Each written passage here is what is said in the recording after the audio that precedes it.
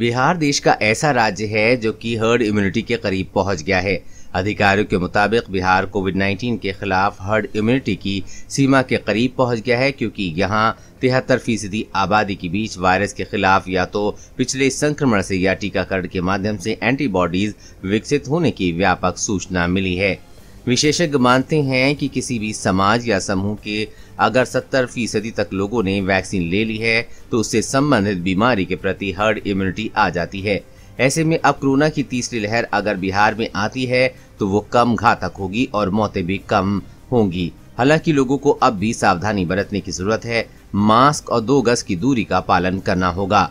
Indian association of public health के उपाध्यक्ष और पटना एम्स के चिकित्सा अधीक्षक डॉक्टर CM सिंह ने कहा कि 73% की सीरो पॉजिटिविटी बिहार के लिए एक अच्छा संकेत है। इसका मतलब ये है कि केवल 27% लोग अब वायरस के संक्रमण के लिए अति संवेदनशील हैं, जिनमें से कुछ महामारी की प्रतिशत तीसरी लहर के दौरान गंभीर हो सकते हैं। डॉक्टर सिंह ने कहा कि 70-80% से अधिक सीरो पॉजिटिविटी हर्ड इम्यूनिटी विकसित करने में मदद करती है। हालांकि चूंकि वायरस में बहुत तेजी से म्यूटेशन हो रहा है, इसलिए लोगों के फिर से संक्रमित होने की संभावना है और कोविड-19 के उचित व्यवहार का पालन करना जरूरी होगा। पुनः संक्रमण के मामले में ऐसे 73% आबादी में हल्के लक्षण होंगे, जो लोग पहले ही वायरस से संक्रमित हो चुके हैं या टीकाकरण के माध्यम से एंटीबॉडीज विकसित कर ली है।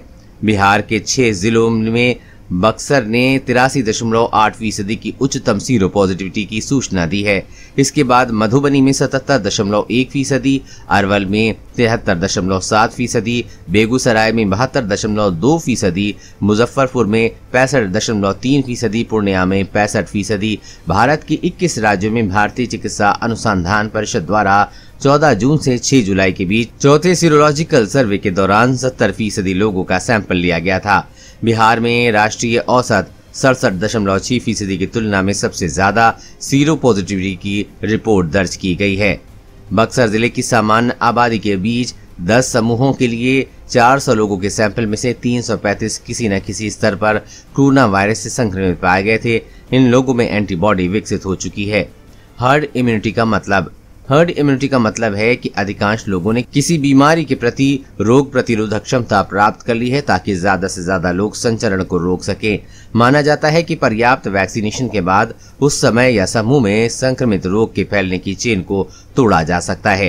कोरोना वायरस और कोरोना वैक्सीन से जुड़ी हर अपडेट पाने के लिए चैनल को सब्सक्राइब करें।